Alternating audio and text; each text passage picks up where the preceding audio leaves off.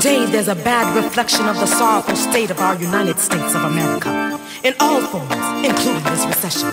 So to all of you who know the truth but are still experiencing the rejection, be it because of your religious beliefs, education, your race, or sexual preference, criminal joy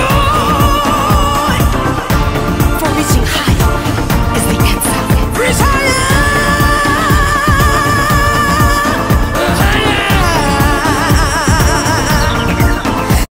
Hey guys, welcome back to All the Scoop Media, your youngest source for multimedia all across South Florida. I'm Freddie Angel, and here with me is one of the producers and the director of The Beach Chronicles, Kevin Sharpley. Hi Kevin, how are you? I'm great. How are you? I'm doing wonderful. Good. Thank you for inviting me to this private screening. It was amazing. I'm glad that you're here. Yes. I'm glad you came. I think we had a really good turnout, and everyone seemed pretty excited about it. So. Everyone was really excited about it. After we finished watching the screening, I heard people talking amongst themselves, and they were all talking about how you captured the essence of Miami. That's definitely something that we wanted to do with the Beach Chronicles. I mean, there was a very concerted effort towards really showcasing what Miami is all about. The Beach Chronicles it's an expansive story, right, as it is, but we really wanted to cover a lot of different areas within Miami and about Miami. So. Perfect. So I know that Miami is one of the concepts, and this is a pulp noir sci-fi saga film. So, where did you derive the concept for such an animation like this? Well, The Beach Chronicles, what we saw tonight was the animated graphic novel, but it survives on many different forms. I wrote a novel first. Right. So you all will see, hopefully in the next few months or so, the novel itself come out. Like you said, we call it a pulp noir sci-fi saga. Mm-hmm. One of the big inspirations for me was, noir, of course. Sci-fi is a big inspiration for me as well. But the story, like I said, is expansive. So it has a lot to do with many different elements. Everything from 10-string theory to the laws of thermodynamics, a lot of archetypal themes. And, the story in and of itself is about a private detective that lives and works on South Beach, and how he gets this incredible calling, and he's drawn into the biggest battle of all time. He's on a mission, and he's looking for this box. Yeah. Tell us more about the blue box, and then what the triangles mean, and, the Beach Chronicles. I know that's the logo for it, but tell us more about that. Yeah. Okay. So, Dirk Jensen, he's voiced by Jesse Johnson, who's Don Johnson's son. Oh, wow. So it's sort of, passing the torch.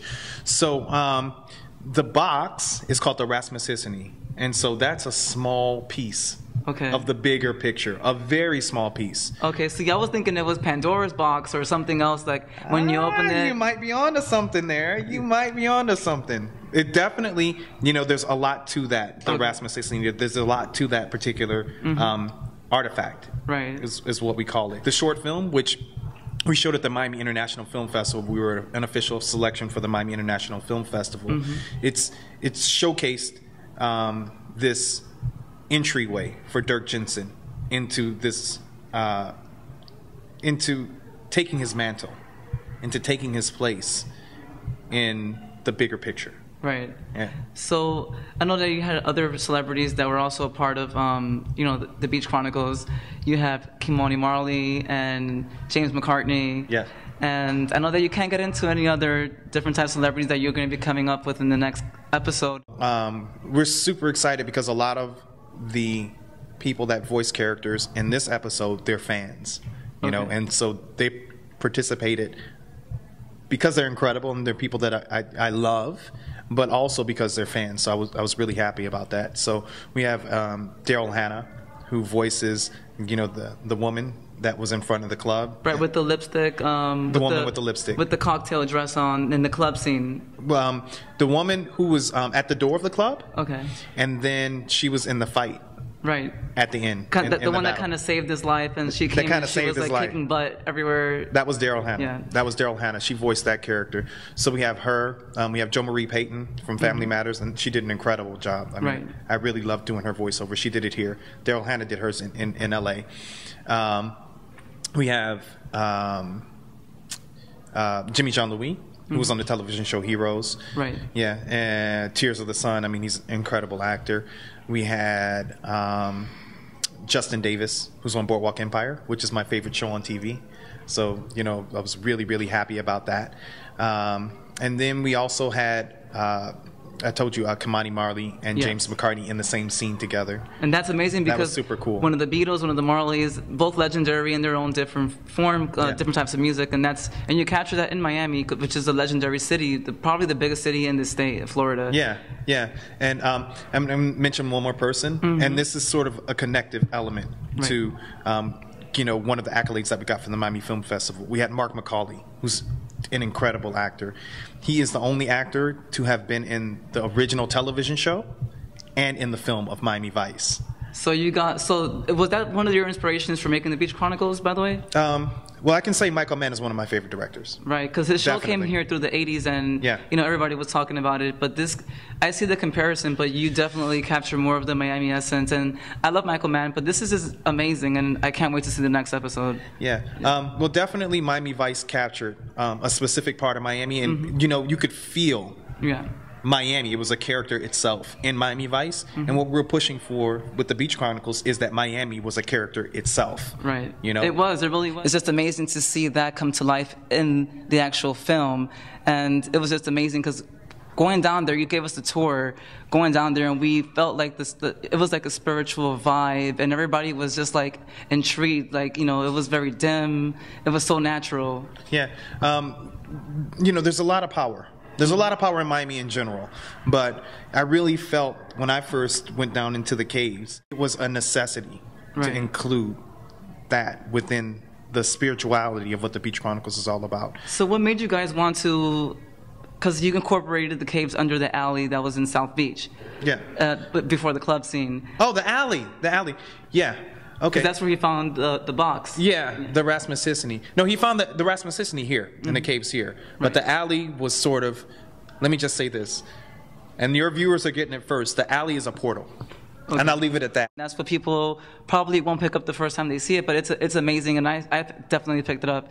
And that's why I wanted to ask you, so.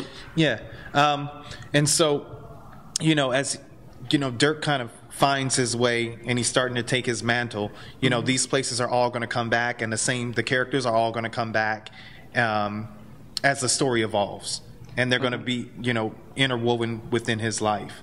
And when you see this symbol, the symbol represents many different elements. You obviously have that symbol tattooed on your left arm, don't you? I did. Oh, look, it's right there. 3 triangles in a circle. You're going to see this symbol sort of become a big part of the entire story, and see how everything is kind of connected to the symbol. Is there any significance with the choosing 3 triangles, and because the triangles have 3 sides, and yet you chose 3 triangles inside of a circle? Yes. Okay, so, you know, and I'm trying to think of ways so I don't really give it all away. Well, I wouldn't give it all away, but give too much away. But definitely the number 3 and the triangle have a lot to do with, you know, the mythology behind the Beach Chronicles and the circle as well. And what you're not seeing, because you couldn't do it in the tattoo, but if you saw, you know, that opening, that symbol that's in the middle of, you know, the 3 triangles, it's called the flower of life. And so within that symbol, it's been said that symbol represents the DNA of the beginning of creation. So that's another little inside scoop for your and many people don't know viewers. That the circle signifies, you know, it's complete. It's like it's like life, like you said, in itself. And and then the triangles, they're very important. People don't know that 3 is a very important number. Absolutely. And then 3 different sides, and there's different meanings to it, and even conspiracy theories. I can definitely say that you kind of you know, touched on something. You know, you're going to see other themes like the Illuminati and, you know, similar themes like that kind of and I didn't want to take it within there, the story. But that's you kind took of it there. Yeah. You took it there, and it definitely does go in that place. So. Right. So going back to your novel, is it going to be in the same order as the saga? What we're going to see coming out this year is the actual short novel. That's going to come out within the next few months. And then the longer novel will come after that. And then I'm working on the 3rd one right now. For more information, tune in to allthescoopmedia.com.